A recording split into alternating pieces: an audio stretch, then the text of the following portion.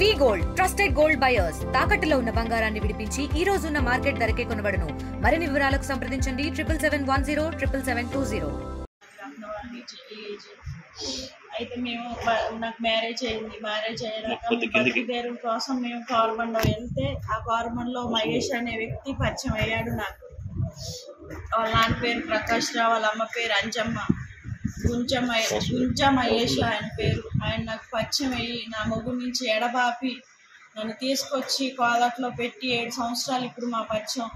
తీసుకొచ్చి కోదాట్లో పెట్టి తాళి మెట్టులు కట్టి ఏంది సీక్రెట్ చేసుకుంటామంటే నేను అప్పుడు మా వాళ్ళకి సమాధానం చెప్పినాక తీసుకెళ్తాను. 2 పిల్లల్ని కానీ ఇప్పుడు 2 ఆడవాళ్ళే సార్. నాకు 2 పిల్లలు అయినాక ఇప్పటికీ తీసుకెళ్ళట్లేదంటే మా అక్క పరిస్థితి బాగలేదు, మా అక్క గిడాకుల ఇంట్లో ఉందనేసి సాగు చెప్పుకొచ్చింది.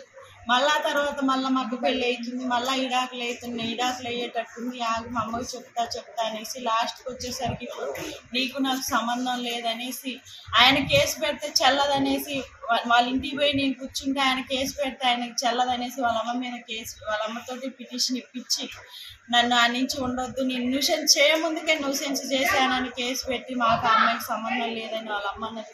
ఆ అబ్బాయి 7 సంవత్సరాల పరిచయాన్ని 7 నెలలు అనేసి అబద్ధం ఆడారు. న్యూసెన్స్ చేయముందుకు చేసిందని కేసు పెట్టారు సార్. ఇప్పుడు నాకు వద్దు అనేసి అంటేనే నేను ఇంటికి వెళ్ళాను. న్యూసెన్స్ చేస్తున్నారన్నారు, నేను చేయలేదు. పోలీసులు అప్పుడు నన్ను గుంజుకు వస్తుంటే నేను పెట్రోల్ పోసుకున్నా సార్.